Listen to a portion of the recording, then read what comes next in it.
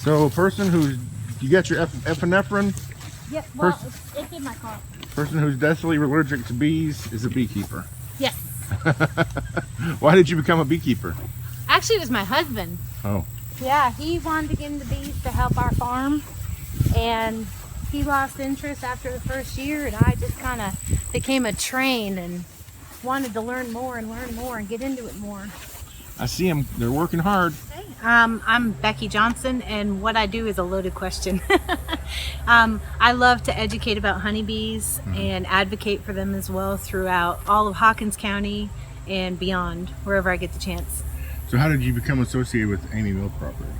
Well, I was working at the community apiary, which is over on 318 Farside Drive in Rogersville, where we have a nice big pollinator garden and lots of beehives that the community can come and get a free tour and learn more about the honeybees. When I was approached by the owners of Amy Mill, wondering if I would be interested in helping pollinate what they have over here. Well, I said, absolutely, after I let some blood drain from my face. And I'm not too far from them, but far enough where it's perfect for my honeybees to be here. And get an opportunity like this only comes around once in a lifetime. I brought 2 hives over full of honeybees, and I help maintain them and just let them do their thing and be the best steward I can to them. How long have they been here? A couple months since since the springtime. Why do we need bees? Well, if you like to eat, it's a big reason. They're not just for flowers. They add 3 out of every 4 bites that we take as humans, we can thank the honeybee for. Einstein said it the very best: if honeybees disappear, mankind will follow in 4 years.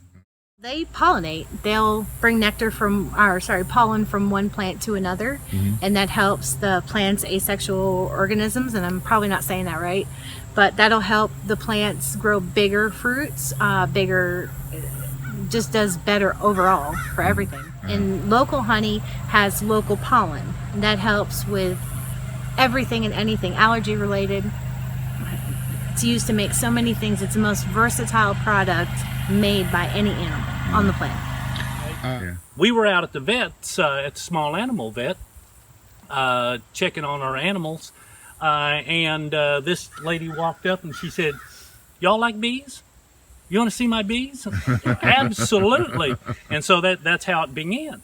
And so we went around behind the vet clinic, and she had, 6 or 8 hives back there? Yeah, the Heritage Community Apiary. Okay. And I said, "This is cool." I said, "You looking for another location?" And she said, "Always." So I invited her out, and she looked, and we spotted, and here they are. So tell me about the bee brunch. What's on the menu for the bee brunch? I'm going to have to defer to the expert.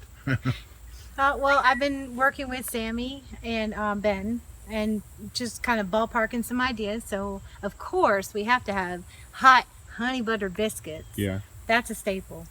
And sausage and gravy, honey mimosas, honey Bloody Marys, honey ham. Everything is highlighting the local honey. And I brought them some earlier, so they have plenty of time to play with it and figure out exactly how they want to do things. We'll be using the honey with our sweet potatoes also. Oh, that's a delicacy. So aside from the brunch and the Q&A, is there anything else going on at the bee brunch? There'll be some. Is there a tour? Yeah, there'll be a tour of the hives, a walk around the property. I always include the history tour because that's what we're all about. It's the history. Okay. And the bees will be on display right down in the restaurant for people to get up close and personal safely. Now, you're going to have a glass display? Oh, yeah. Okay. No, I was going to just bring them down. Okay. What is the bee mortality rate for this region? Well, this last year was really hard. It was 85 to 90% of beekeepers lost their hives. And statewide, we're looking at 77% that were reported. What causes that? It's a mixture of everything, but the best way I can answer that is to say education. People just not knowing, not understanding how important the honeybee is. Spraying off-label is a big problem. I know I personally work with Non-Toxic Tennessee. I work with several other organizations to try to get people just to understand, like, we're not telling you not to spray, but at least follow the label and be in touch with beekeepers so that we can at least protect our colonies. That's all we ask.